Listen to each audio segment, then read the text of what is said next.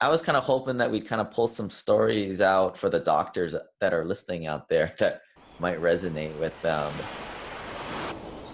This is a story about a dude named Lane. And then one day he went and tried to rent them out, and then he became one real investor man.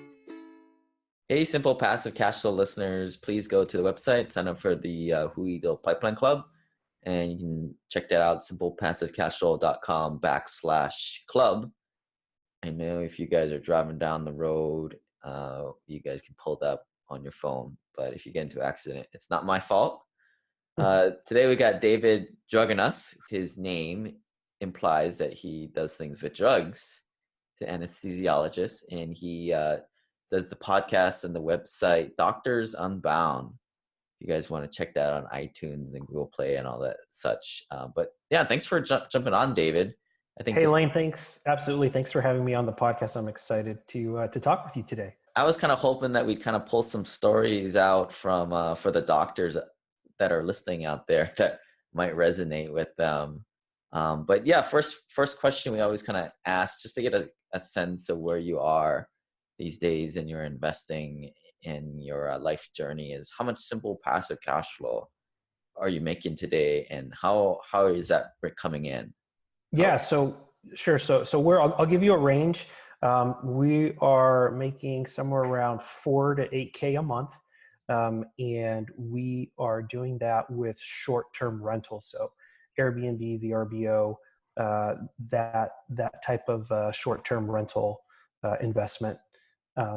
So I've been doing it for a little over a year now, and have been ramping up slowly. And the goal is to hopefully at least triple that. So are you owning the actual real estate, or are you doing that the Airbnb arbitrage where you? Yeah, so some people advocate the rental arbitrage game. I've looked into that. You could probably scale up quicker if you're going to do it in that manner, where you're just taking on a lease and you calculate your spread, and you're doing it that way. I prefer to own my real estate. I think there's some advantages to that, as far as controlling the property, getting the appreciation of the property, etc. So at this point, we're not doing the rental arbitrage game. We are owning the property. So probably a little bit slower to scale up, but it gives us a lot more control. And since we're a family operation, that's, for now at least, that's the way that we're going to grow. So did you originally buy the real estate for the short-term rentals, or was it for some other reason originally? Sure. So the first home that we bought was originally for another reason. We originally bought it and then used it as a residential assisted living. My wife and her family have 15, 20 years experience in the residential assisted living space. That's a market that has a lot of need. It's growing. They knew how to do that, and so we thought that it would be a good investment for us to help them, help us, and of course do something good for seniors. Seniors need good people taking care of them. And as a physician, that's something that I was, very aware of. We did that for probably a year or so. We were building that business. That business is if you're going to be an operator, it's very intense from the standpoint of building it and doing it right, doing it correctly. And we just found that with a new baby that was unexpected but certainly welcome in our family, that the timing for that type of business just wasn't right for us. Right. And so what we did is the thing that was really beneficial was that when we bought the property, I bought the property with multiple exit points, exits in mind. And so I could long-term rent the property and still have a reasonable cash flow. I'm in a market that I knew was appreciating. So the house appreciated, a decent amount since we bought it, so I could sell it and be fine. But then I started reading about the short-term rental investment game, and I really became intrigued by it. I loved that, there was a business on top of real estate, and it just, I don't know, it's something about it just struck me as something that I wanted to try out and do. And one of the benefits was, of course, higher return from a cash flow standpoint. A couple of things that kind of come to mind that people have told me is, you're working with better people. You don't have to worry about people not paying because they pay up front. Right. You don't have to worry about that payment system because the websites kind of do it for you. Although you should probably try and wean yourself off of the platforms and build your own clientele. But then the nice thing is, like, when in my world, when the phone rings, it's usually something bad, right? Something's broken and you got to pay $500 or a couple thousand Mm-hmm. bucks. But every time your phone rings, it's like it's for something happy, right? Like you get that Yeah. coming up. It's funny because I think my wife has, so my wife does the day-to-day communications, and she's excellent at it, communicating with the guests. And the amazing thing is really you could do it over your smartphone, and a lot of people do it remotely as long as they have a team in place. So my wife will have a specific ringtone, and when it rings, it's usually a notification from Airbnb and VRBO, oftentimes a booking. So I'm like, did you just get a booking? So it's kind of an ongoing joke for us. So some of the bad things are, here in Hawaii, the local people can't buy houses.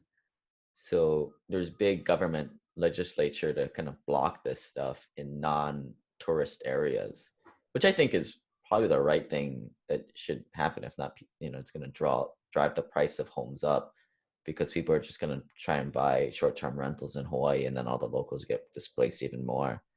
But what are some of the downsides you're seeing? I mean, another thing that we talked about that arbitrage thing, Mm-hmm. and for the listeners who don't know, what you do is you don't need to own the real estate property, but you just call up the landlord and say, "Hey, man, this sounds crazy, but I'm gonna like rent your property out on Airbnb as a short-term rental. But the cool thing is I'm gonna clean it up every other day for you."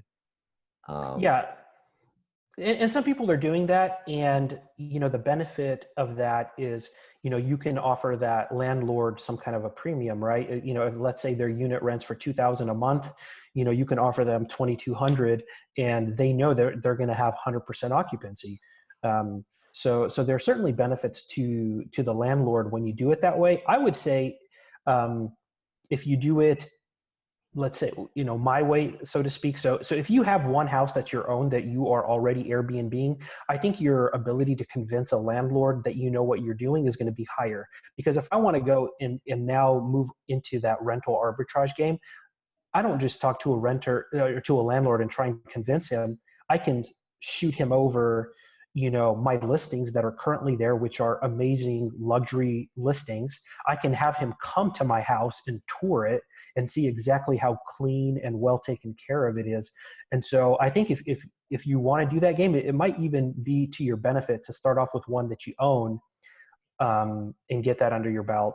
And then you can, move on and rental arbitrage the others. Yeah. Well, I mean, one thing that kind of concerns me, and from when I look into investments, I like investments that aren't available to the general public. Mm-hmm. The arbitrage thing is definitely available to the kid that lives in their mother's basement. At some point, the kids in their mother's basement army will find out about this and start doing it.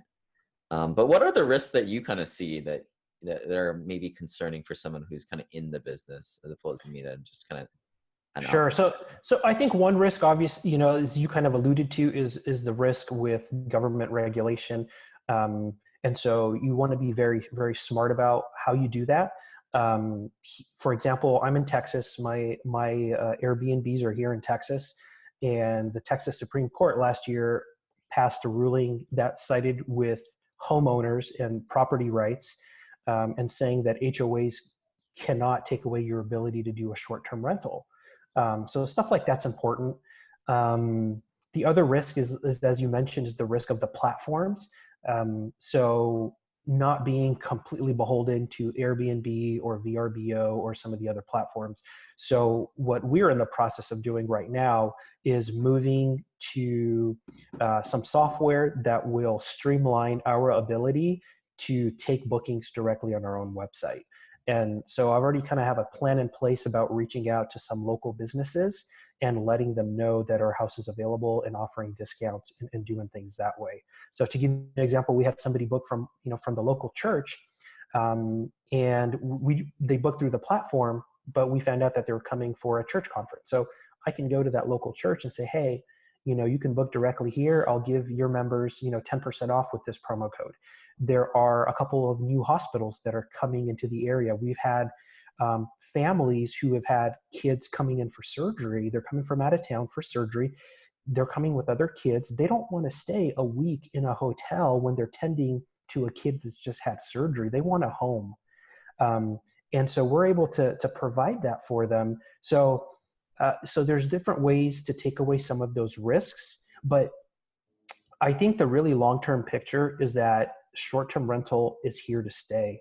I think it provides a different need.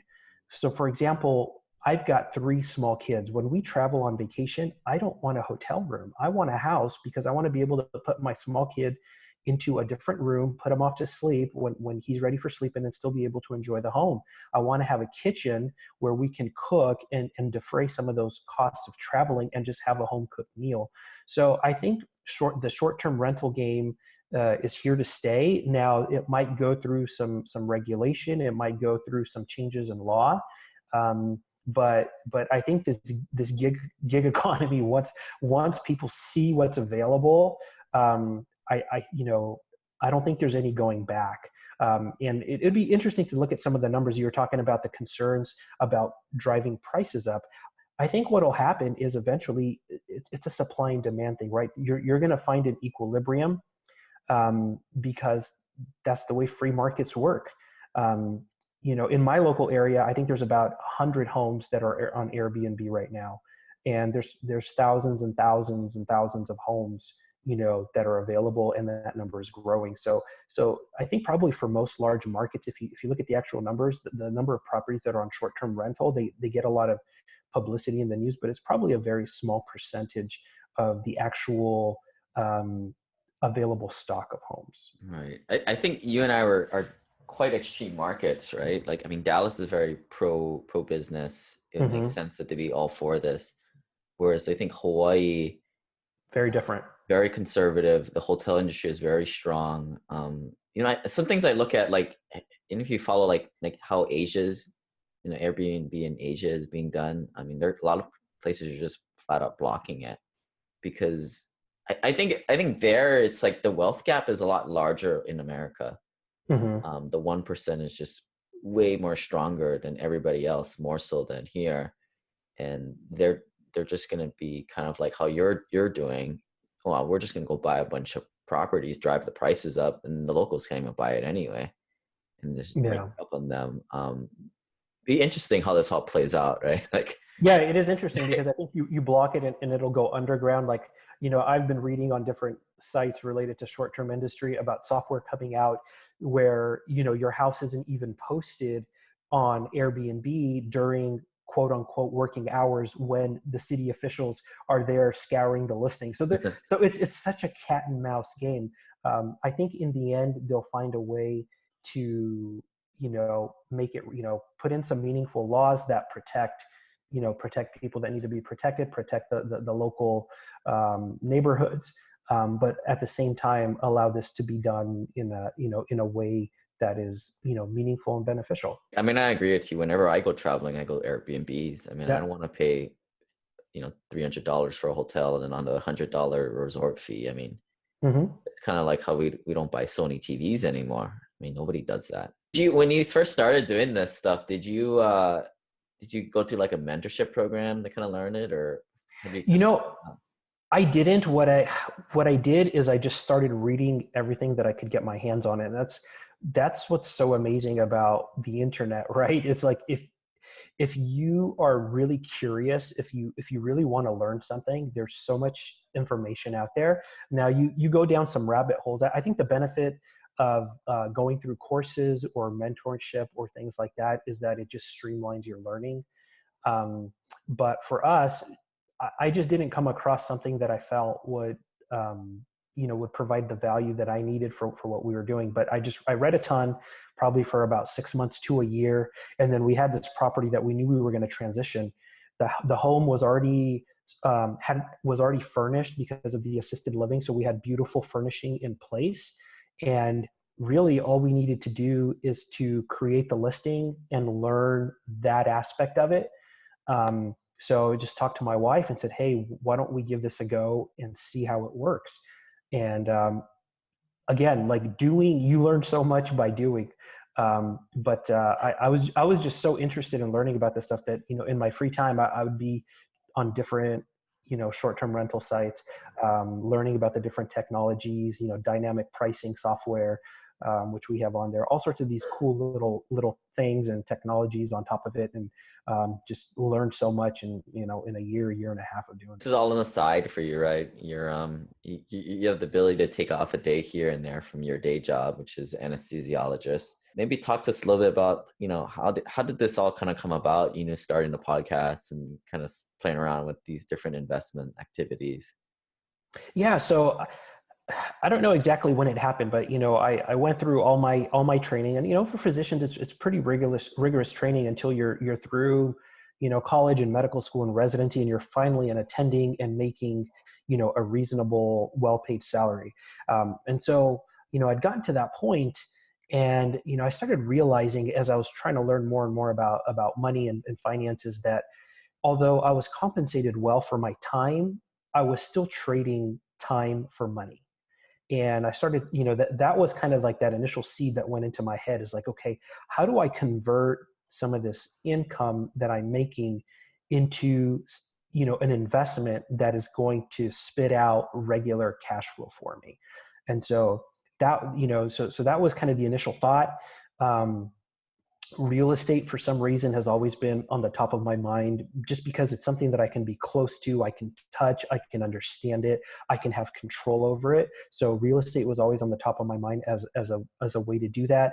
And then also, online businesses, they can scale so well that, I created an anesthesia website, and then I created this podcast, DoctorUnbound, where I talk to doctors who are doing all these kind of interesting things outside of medicine, kind of building this community, seeing this interest of physicians doing these cool other things. Like it sounds like, you've got a cool community of engineers and physicians who are, interested in passive income. So kind of building these communities online, it doesn't take very much money. It takes your time, it takes your expertise, and then it can scale into something beautiful. So I think that's where kind of the initial spark has come. And these are the different, paths that, I've taken exploring these opportunities. Yeah, I mean, you're kind of a very unique individual. People always say, well, most investors are engineers. And I think the average person says, well, because they're good at numbers. And like, yeah, I guess we are. But, investing is not rocket science. I think engineers, the reason why there's so many engineers in investing is because we don't make as much money. There's that pain point in there. And we make just as much money to like sort of buy a first property, right? We're not broke too at the same time. Maybe kind of speak to a little bit about like, doctors, you make so much money. So for a lot of, your peers, the motivation just isn't there, right? Or is there? Well, so it's interesting because I kind of consider myself an engineer too. I was a biomedical engineer, even though I didn't pursue that as a career path, but I did get some of that training. I think, well, I'll say this, for physicians, there is a wide spectrum. So kind of, I would say a misconception out there is that physicians are very wealthy.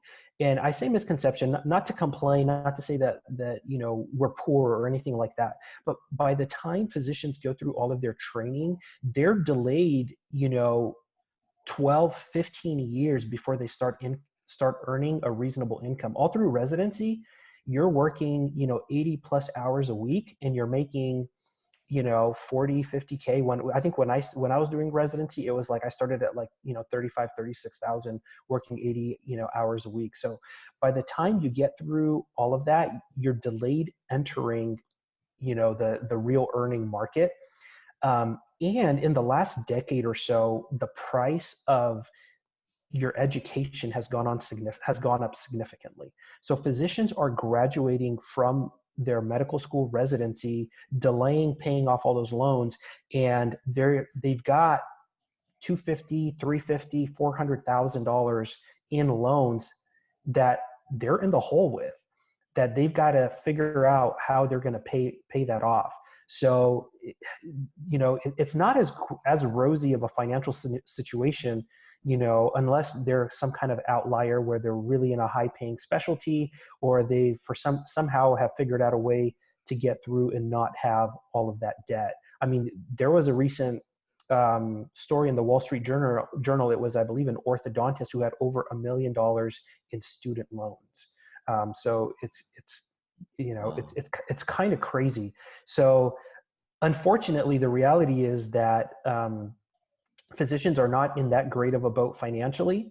But I think we all can appreciate, that, being good with our money, saving up a decent sort of, amount of money to start off with for investing purposes, we can start making some headway with real estate. So what do you tell people when they're like, well, I gotta pay off this $300,000 student loan before I even start investing? I'm sure you've kind of dealt with this question a lot more than myself, but It's tough. And I've had experts come onto my podcast because I didn't even realize how complicated it was. So to give you a little bit about my background, I got into medical school and I didn't know what specialty I was going to choose. Anesthesiology happens to be one of the better paying specialties, but at that time, I didn't know if I wanted to be a pediatrician, which unfortunately gets paid significantly less. And I didn't want money to make my choice of specialty for me. I wanted to choose something because I felt like I liked the specialty, I could contribute there and have a good, meaningful career. So I took a Navy scholarship. The Navy paid for 3 years of my medical school. And in exchange, I gave them, 3 years of active duty back as a physician. So I did that. So I didn't have all that crazy student loan debt. I paid for it with time. So I paid about 3.5 years after I was done with all my training. I was a Navy physician with the U.S. Navy. Great, great experience. Less pay, less pay when you're a military physician, but great experience and being able to give back, to service people and our country. But I didn't realize how bad this situation was until I had an expert come on and who deals just with this. And it's so complicated with respect to the different payment models, whether you go and work for an underserved hospital where they can start paying, they start paying for some of your loans after you give, say, 10 years of service. You really have to sit down with a spreadsheet and run the numbers. So that's how complicated it is, unfortunately, for physicians and other health professionals in these ballooning student loans.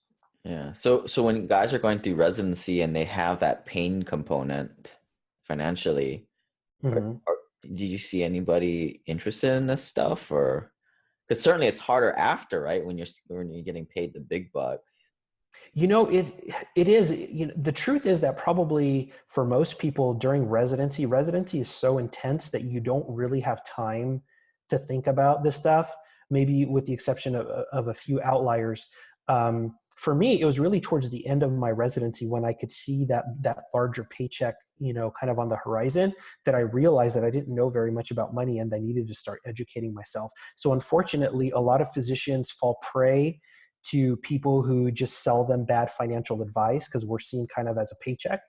And there's a lot of education going on now. There's where they're trying to teach physicians to have better control of their finances, and also trying to teach physicians the mindset of, hey, you've gone through all of your training, you're a brand new attending with that bigger paycheck.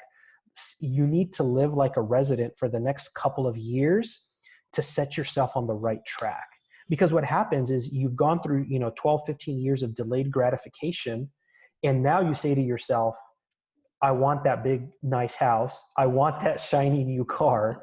And the truth is, you can't, if you buy all of those things immediately, you're just going to dig a deeper hole. So there's a lot of education that's going on now to try and teach physicians that they really need to practice these money skills, because the sad part is that many of us still don't have them. Right. Well, so I'm kind of interested. What is your simple passive cash flow number that you're kind of shooting for? What's that passive monthly goal that that once you get there, maybe stop acting as frantically as you are feverishly working today? There's probably like, I've thought about this a little bit, and there's probably like two numbers for me. I think getting to like 10K a month is like a nice number, because you could certainly live a very nice, comfortable, decent life, with that number. But if I was being more honest, I'm more in the kind of the fat fire crowd, if you will. So I probably be looking at more like 20K a month is probably what I'm shooting for, just to have the little extras that are not necessarily need tos, but they're want tos. So it all depends on, what your goals are. But for us, probably, getting somewhere near that 20K a month is the goal. How much of that are you working? Is that a component? Like, you may be going down to 2 or 3 days a week, or is that, Well, or is that sure. cold turkey? Well, I imagine that I'll still be doing anesthesia for a long time, because, I enjoy what I do. It's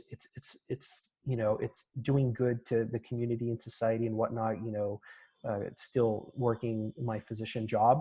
But probably cut down to part-time, once, maybe a few years down the road, when I got closer to that number. So something you recently thought about burning your cash on for a time savings or improvement in quality of life? To give people any idea out there what the next thing, or I'm interested.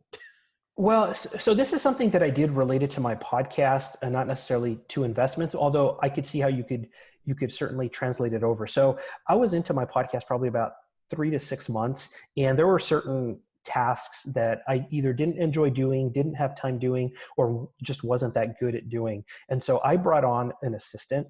I found somebody who was semi-local, who I could interview in person, and and she came with a recommendation. So I was able to tell that I was getting somebody who was very high quality, high functioning. And I brought this person on as an assistant, and that has made my podcasting life so much easier, because she takes care of show notes, she takes care of transcripts, social media postings, even editing now, because I was kind of dreading Sunday nights. I post my podcast on Monday morning, and I would always edit myself, and it usually fell to Sunday night, because usually I'm not on call most weekends. And so it was taken away from my family. It was kind of a downer. It's like, okay, I got to get into the office and edit the podcast. And she's taken that off of my plate. And I've just had more time now to interact with other folks, talk to, awesome people like you. So that was something that for me just bought me so much time and freedom, and allowed my podcast to continue to look professional, look great, and build the brand, so to speak. And so probably even within your real estate business, there's probably a virtual assistant or somebody that you could probably hire to do whatever kind of, simple, repetitive tasks that you don't want to do, or you could have a higher use of your time. But that's like an in-person local person you're using. Then. Well, everything is online. So this person is probably within 2 hours of where I live. But everything we do is completely online. So we communicate through Slack. We have Dropbox folders set up, email, and everything is done basically through all of that. I like the fact that they were close enough, because I was able to interview them in person, and get a sense for the type of quality, that she had in her work. So I appreciated that, but everything now is completely, virtual. So you didn't want to go the overseas route, paying them like $4 an hour. You were okay with over 10, get somebody good. I think it depends on what you want, right? So for me, I didn't mind paying a premium and still reasonably priced for somebody who, will listen to my podcast. And when I may not even have to say, this is going to be in the show notes, this person is listening to the podcast and will automatically find the website of the person that I'm talking to, will pull all their relevant URL links and drop it in the show notes. So that level of functioning where I don't have to spend time managing and looking over and micromanaging this person. I think for me, as busy as I am with, full-time physician job, 3 small kids, real estate, and a podcast, it just wasn't a good use of. Are, a lot of your colleagues or yourself using like an au pair or, in-house help just to do some physical things around the house? A lot of people do, and I always wonder if there's an opportunity there, because it seems like it's very difficult to find and keep good help.